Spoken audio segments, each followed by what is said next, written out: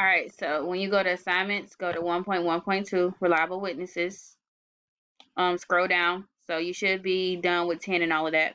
So what you're turning in is this part from your notebook. So you're taking pictures of your notebook and pasting them into a Google Doc titled 1.1.2 reliable witnesses. So like how I would do here, like all those notes you took this week from this activity, you would take pictures of them and upload them onto this Google Doc. And then what you're going to do is share your updated electronic case report. So that case report that you started last week with just the description and the scene sketch. Remember, after 1.1.2, you added person of interest and the polygraph results. So you're going to update this. And because you all had trouble last time uploading both documents, what I said was you create a new document called notes and case report links. And what you would do is you would just go to share and you would change this to Charlotte Mecklenburg Schools and you would copy that link and you would paste it into this document like I did. And you would do the same thing with the notes section. You would share it, copy the link, and paste it in here.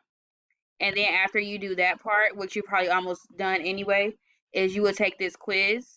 And the code for the quiz is 1.1.2. And it's also in the chat.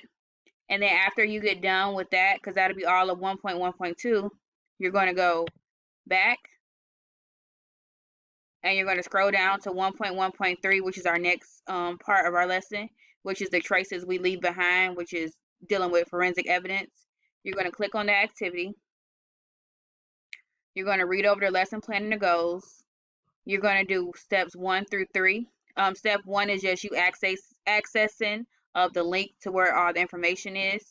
You don't do anything until you get down here, which is step 2. It's all in the evidence. You're going to read the entire section.